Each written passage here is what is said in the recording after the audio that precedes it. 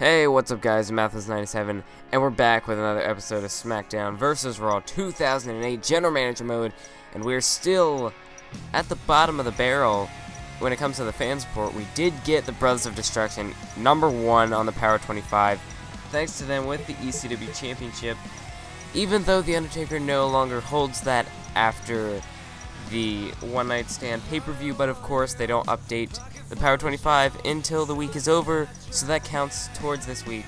So we'll have to see what happens once we get some of the feedback from the pay-per-view. We'll have to see if we still have that #1 spot. But I'm gonna let you guys know real quick in this session, or in this episode, I did a 2-episode recorded session in this one, so this and the next one come right back to back. But anyway, it's been almost about a month since I played GM mode, and I did get some suggestions for feuds. One of them, I tried to go there, that I had suggestions way back towards the earlier stages of Universe, was Chris Masters and The Undertaker. Problem was they were both clean, so that feud I'm going to turn somebody heel in the next few episodes and then work on that. But anyway, one of them was HBK versus John Cena, so there you go. I managed to get that feud in there. I got several suggestions for feuds. As you can see, the ratings for the pay-per-view in the background, 4-star there, 4.5, so we got a 4-star overall pay-per-view. Looking pretty good. Let's check out Raw's ratings. They had 2.5, and yeah, they had 2 vacant matches, so that's not a good sign for them. Oh, yeah, how can that be your main event? I don't know. These matches are really pathetic, but you know, just because people get bumped up and traded, so that's where they are. But yeah, we did acquire Snitsky from the free agency. He's going to be part of a trade. I did get suggestions to trade for guys like Triple H or Rey Mysterio, and I actually think they're both on the same show. So, later this episode, or at some point, I'm going to try to make a trade for them. But, because I was actually planning on trading Snitsky and Umaga, because I'm not really doing anything with Umaga at the moment.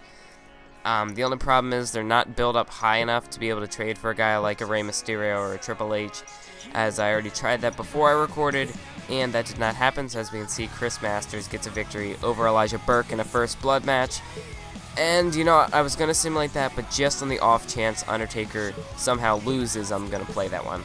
So we see Finlay, Mark Henry, and Mr. Kennedy defeat Kane, Umaga, and the Great Khali in a 6-man tag team match. This one, the Hardy Boys defeat Bret Hart and Johnny Nitro, so that's good. That'll build towards the Bret Hart Nitro feud, as they were on the losing end of a tag team match there. And anyway, let's get into this one, Undertaker versus Snitsky, and we gotta make sure Undertaker wins, because if we're gonna trade Snitsky, he cannot defeat the Undertaker, who is the #1 contender for the title. He's still got a rematch clause to use for the ECW Championship. But anyway, I'm pulling this up on my phone to look this up. I got some suggestions.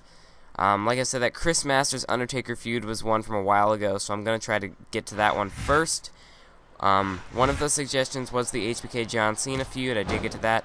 I had some suggestions to trade for, like I said, a Triple H or a Rey Mysterio, and I had a suggestion for Kane, or no, what was it? The Hardy Boys versus D-Generation X, and I also had Kane versus HBK. And yeah, Snitsky was one of the guys they said to trade, and that was really the only reason why I signed Snitsky. He was just out there as a free agent, so, you know, why not take what's given to you and just try to use that for a future trade? So that's exactly what I have planned. Nice big right hand there from The Undertaker, as this is pretty much just the squash match. But anyway, I'm still trying not to play the feuds like back to back. So I think I did something involving Johnny Nitro. I don't know. I can't remember the feud. Well, actually, no, this is the very first start, or the very first episode in this session. So whatever matches I play, this one I'm probably not going to play in the next one. And that'll apply to a lot of matches, or a lot of the cards that I have booked. I'll play one feud one week, and then the next week I'll try to branch out and do another feud, so that way I don't get too revolved around any 1 or 2 feuds. Because I like to play somewhere between 2 to 3 matches. I don't like these episodes to get too long, but I try to do what I can, make it long enough, and just play some of the feuds. that I feel like playing, and I don't want things to get too repetitive, so that's why I play separate feuds. I'm probably not going to book any parking lot brawls because of how long those take, unless that is going to be the only match of the night, or it's a pay-per-view, something like Summerslam, where we only have so many matches on the card, and I do something like a parking lot brawl. So that's probably going to be the only time I might play those, but if not, I'm most likely not going to play one, something like that. Nice uppercut to the gut there by The Undertaker, and a big elbow across the face of Snitsky, as Undertaker just looks to dominate Snitsky here. He's got him by the throat. Snitsky's in trouble here. The Undertaker, he's powering up. Look at that. Look at the height, and the choke slam by The Undertaker. And this replay feature is looking pretty sweet there. The Undertaker posing for that higher power, sort of like the Ministry of Darkness thing that he used to do. But anyway, yeah, Undertaker will be getting a rematch for the ECW title, so I'll try to work that in with the HBK Cena feud. I might just do a rivalry in place of a match, or you know, something like that, or maybe put Cena at ringside or something like that. So let me know. Like I said, I have this episode and the very next one recorded in this session, so probably what would not be the next episode, but the episode after that, Undertaker should get his rematch. But if you don't want to see that just yet, if you want me to hold off on that just a little bit, because there is a pretty long layoff until SummerSlam, so let me know in the comments below when you want to see Undertaker's rematch. Hopefully I upload these two videos before I record the next one. And anyway, Undertaker here, he's got Snitsky, he's looking to end it here. Undertaker, rest in peace Snitsky, tombstone pile driver by The Undertaker. And now The Undertaker crossing the arms. Vintage Undertaker. 1, 2, 3, and just like that, Snitsky's time in ECW is pretty much over. As he gets tombstone, he is buried alive by The Undertaker. He has just been sent to hell. And one could say The Undertaker may have injured Snitsky there, and that's why he's not going to be on any future episodes. So let's just go with that. Let's say Undertaker sent Snitsky to hell, he injured him, and that's why Snitsky is no longer here. He's going to be traded to either Raw or Smackdown. And yeah, anyway, we're actually really far behind in the ratings. We're almost starting to fall a million between the top, or below the top guy, which is SmackDown at the moment. So we're definitely going to have to work on the ratings. Like I said, that One Night Stand pay-per-view, I got ripped off for some reason. The feuds decided to cancel before the pay-per-view, and normally feuds like that, they continue through the pay-per-view even into the next show because of how things are set up, but I don't know. Hopefully that's not a problem for any other future pay-per-view. It was just this one for something like that. I don't know.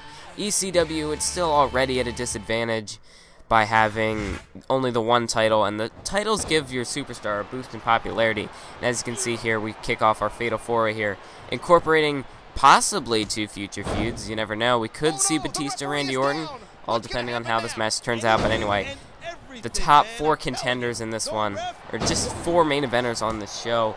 Randy Orton, he hasn't really been doing too much as of late in our show, so if you have a suggestion for a feud for Randy Orton, that would be greatly appreciated, because I really haven't done anything with him since Bret Hart in that Legend Killer feud. So if you have a suggestion, let me know in the comments below. And yeah, pretty much just any guy you want to see me trade for or feud with anybody, just let me know. I can always try to trade for them, and I might not necessarily get them on the show or get that rivalry started right away, because of how much, or because of the sessions I record in, so it might, usually I get 2 to 3 episode sessions, but GM mode I'll probably try to stick to 2, because getting 3 can definitely change a lot as far as what you'd expect and the layoff for that. But I figured because we had like 13 weeks until SummerSlam, I could record 2, give it about 11 weeks then before the pay-per-view, and that's about the average feud they like to try to book, because once it gets up to 13, it kind of gets to be a little lengthy as far as the match types that you could possibly book and the stipulations, you know, all that stuff. Any sort of like extra angles you could take, like tag team or fatal 4-way, triple threat, you know, all that stuff. But with that rematch clause in there with The Undertaker, hopefully the Shawn Michaels John Cena feud is a little bit better than the Undertaker-Batista feud had been getting, because I felt that got kind of repetitive. I mean, it was to sort of try to keep the ratings up, because you know, with this game, this GM mode definitely is, while it is arguably one of the better game modes arguably one of the best game modes in recent, it's arguably one of the best game modes in WWE games. In recent history, it's definitely up there with Universe Mode are my top 2 favorites. But, you know, there are a lot of things wrong with it. The feuds are one of them, that the superstars have to be in the same match against each other, but I'm not going to go into that. I made a full video on that if WWE 2K14 or just a future WWE game would bring it back, so you can check that out on my channel. But anyway, now as we see John Cena, he's got Batista up. John Cena, attitude adjustment, the FU, the AA, whatever you call it, but Batista right back to his feet. The animal Batista here, just overpowering Cena now. Now it looks like he's got him by the legs. Nice dropkick by Orton. And John Cena gets whipped into the turnbuckle there, the bottom turnbuckle. Catapulted by the animal. And I think I also got a suggestion for a Rey Mysterio feud with somebody once I go to trade him. And I'm actually probably going to be looking. Oh, nice suplex there onto the ring apron, or not the ring apron, onto the ropes there by John Cena. And actually, while I'm doing this, I'm sort of scrolling through my phone looking back at the GM mode videos to see if I have any suggestions that I can maybe shout out in this one. So if you hear me talking in the background, yep, like that. Like that. Okay, so this is probably going to be the last video I even check. But anyway, so let's see. Another suggestion I had was get Cena. Okay, this was on 2 weeks ago, so I did get Cena, or 2 episodes ago, and get Rey and feud him with Brett. So actually, I'm unable to do that, but that's also a future feud down the road. So even if I ignore one feud and take another, you know, that's always a possibility later on down the road. So possibly suggest it. Don't spam me like suggest it, but maybe after a pay-per-view ends and you still want that feud to happen, just let me know, because I might forget. But actually looking towards like future pay-per-views after SummerSlam, I might just take a gander at some of the feuds that I've got suggested in the past and go to something like that. But anyway, so let's get into this match here. As we see, this is definitely sort of the make it or break it point for our show leading into SummerSlam, because after that pay-per-view, the feuds definitely killed us, because we could have had a 5-star pay-per-view in my opinion. And I don't know, the feuds just canceled for some reason and completely threw off the pay-per-view as a whole. And I don't know, I really think our ratings could have been a lot better. We did have one match that really wasn't booked. Oh, and Michaels here. John Cena looks like, oh, he went for a fist drop, but he missed. Shawn Michaels tuning up the band here. Randy Orton, you might not want to get up, you might not like the view. Sweet chin music by Shawn Michaels. Hooks the leg. 1, 2. Oh, and wow. I was actually laughing pretty hard when that happened. Batista, he could not, you could tell from that point, he would not have been able to make it over to Shawn Michaels to be able to break up the cover. So what did he do? He elbow dropped the ref. Maybe a little bit of a dirty tactic, but it got the job done. Hooks the leg by John Cena off the super back suplex, and Shawn Michaels is able to break that one up and help Batista kick out.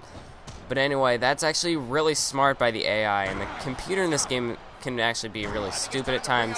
So even though that looked like it was pretty much just an accident trying to go for that long reach thing to break it up, but that was actually kind of cool that he just elbow dropped the ref to break up the pin. I mean, that's one way to do it. That's one way to save yourself. But anyway, with the long layoff leading to SummerSlam, it's going to be kind of difficult. Like, this is the point where I'm going to try to, like, I'm going to have some different feuds going. Ones that I think I can carry 13 weeks, or whatever the distance is at this point, I'm going to do. But also, the next pay-per-view after that representing East... Ooh, Shawn Michaels just got dumped to the outside there by Randy Orton.